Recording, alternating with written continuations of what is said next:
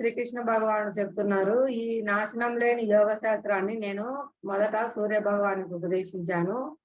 సూర్య భగవానుడు దానిని మానవపిత అయిన మనువుకు ఉపదేశించారు. మనువు దానిని ఇక్ష్వాకు రాజులకు ఉపదేశించారు. చూడండి ఇక్కడ పరంపర ఎలా వస్తుంది. శ్రీకృష్ణ భగవాను నుంచే పరంపర మొదలవుతుంది. శ్రీకృష్ణ భగవానుడు చెప్పగా సూర్యుడు విన్నారు, సూర్యుడు చెప్పగా మనువు విన్నారు, మనువు చెప్పగా ఇక్ష్వాకు రాజు విన్నారు.